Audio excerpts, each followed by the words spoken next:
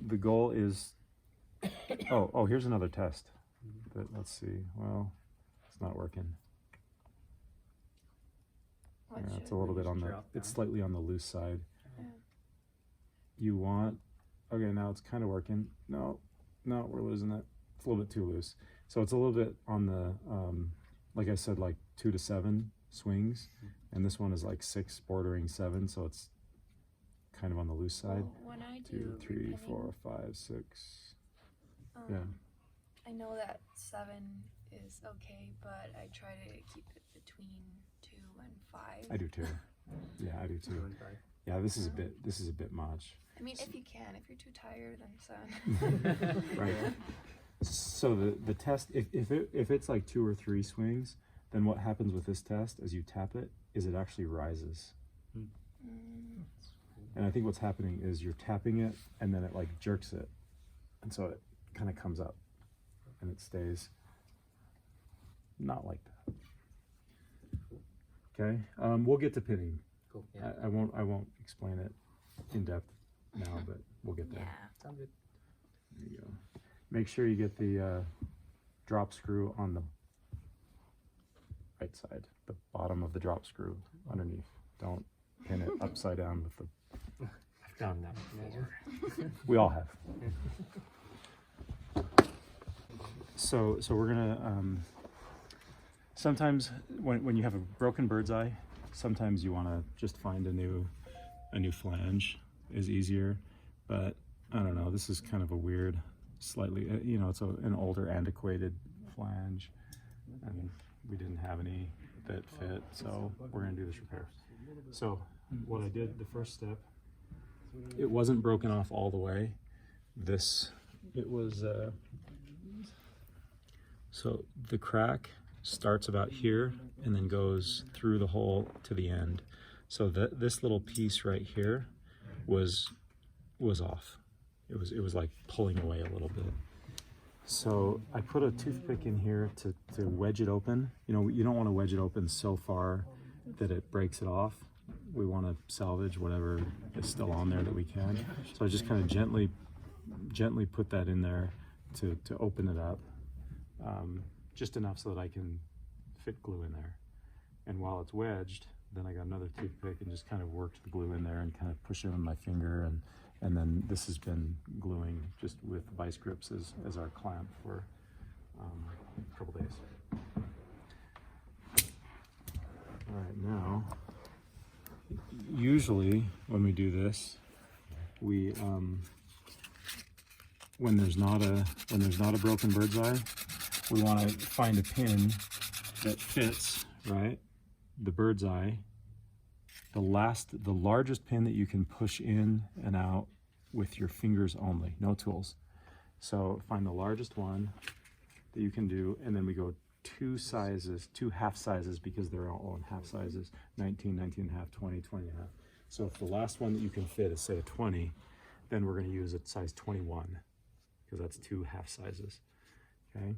But because we're doing a repair, we're going to find that last one, and then we're going to go only 1 half size larger than that. So there's less of a, I'm just getting the excess glue off. That's all I'm doing there.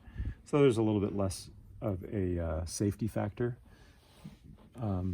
because the idea when you're doing the bird's eye is you want that pin and the flange to be tight together, to essentially act as one, and then the hammer pivots around the pin, which the pin is stationary and tight. If it's not tight in there, it'll walk out eventually. And then when it walks out, then you have the pin that's only connecting the bird's eye to one side, and then it's going to be all over the place. Okay. So because there's likely glue that's in this bird's eye now, yeah, I can feel it. In fact, I can't even stick this through. So there's definitely glue in there. So we're actually going to use the burnish, or the reamer, to try and kind of clean out that glue, and we're going to try and like reposition it. So we're going to do this a little bit different than we usually do pinning. So usually we start with the bird's eye, and the bird's eye tells us what pin it is, again by by determining the last one that you can put in with your fingers, go 2 half sizes bigger. With this, we're actually gonna start here. And then I'm gonna make that bird's eye fit with the reamer, whatever pin this wants. Okay, let's try 19.5. Okay, that's a little bit on the loose side, but okay, maybe. Try 20. Yeah, that's good. Well, maybe loose. It's a little bit tighter on the side. Let's try 20.5 and see what happens.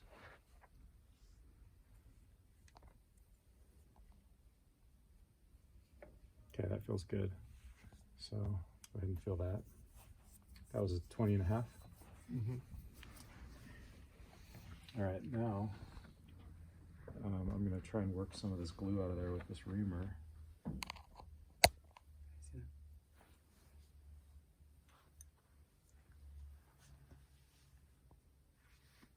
So if 20.5 is the last one, we'll use a 21 instead of going 2 half sizes. No, I'm gonna try and ream this to, I mean, that's my goal, is to ream it to a 20. It might actually already be bigger because I got the glue out of there, and then it like went in pretty far. Okay, so Which tells me it might be far already. since we used the flange as the Yeah, like so reference, we're gonna, the one that fits good is like the one that's the gold pin. What was the yeah, gold pin, that works.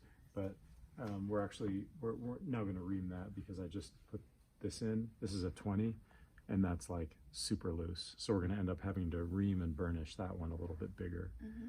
So that one's loose. That's a 20. Here's a 20.5.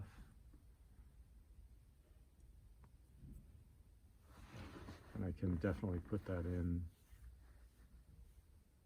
fingers only. It's a little bit tight. I can do it. 21.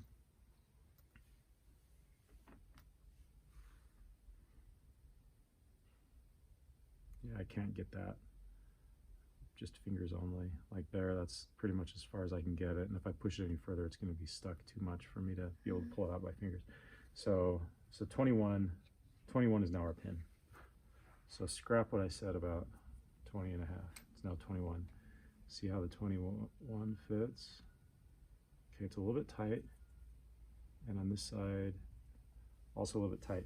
But it's not so tight that I'm going to ream it. I'm just gonna use the burnisher, which is just the smooth one, and see if just kind of burnishing it like slightly more aggressively. Okay, we always want to feel it on the lip. Yeah, I can feel heat. This is like really sensitive spot, so you can feel heat. And if you generated heat, then you're good. You've ironed it down. That's your tell.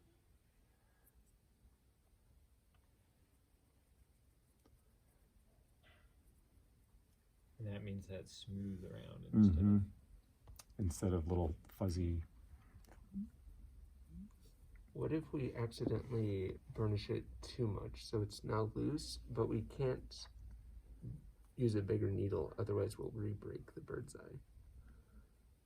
Then you can ream the bird's eye a little bit. That's what I was planning on doing. I thought that the glue was like so embedded in there that I would end up reaming it. Like I'd go from one size to the next.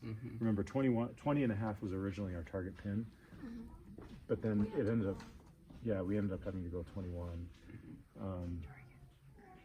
So because I thought that the glue was like totally surrounded in there, so I was going to ream it out to that point. But then once I got through that initial piece of glue that was in there, then it just went really far. So that's why we had to go further. And I don't know, maybe we experiment with that and try. So this is 21.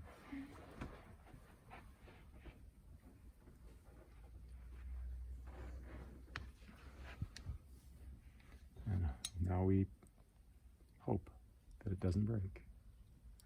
Yeah, I think we're gonna be good. I hate that little cracking sound right once you finally made it through. Yeah, Like, that's a but bad it's working and then just crack. That's the not a weirdest happy little- feeling. Okay, so now we're good. Now we do the swing test, because the swing test tells us 2 to 7 is good. 1, 2, 3, 4, 5, 6. So we're good. And then we always use flush cutters. Something I want to say about these flush cutters Only is use them on this. you only use them on center pins. Thank you, Joshy. If you guys can see carefully, see closely, it looks like these have been used on other things. I think piano wire is the worst on them. Piano wire would not be good. So flush cutters, so these cutters, these won't work because they're diagonal cutters. Show you what happens if I use these. So I've got it, you know, the bottom of the tool flush against the thing, cut that off, and now that's quite high, right? So we got to use flush cutters. They're right here. I have two more flush cutters coming. Oh, I was gonna say. Okay, if you got Yeah. it coming. The kind that I have coming, so these are the cheap ones. Yeah. The kind that I have coming are like $40 a piece. Oh, So what are you really getting for everybody No cutting else? string. no cutting piano wire with flush cutters. got it. So kind of gotta, But they'll still work. We can still use them. sort of. Okay. So, so that's a repair on a flange, bird's eye repair, and we're good.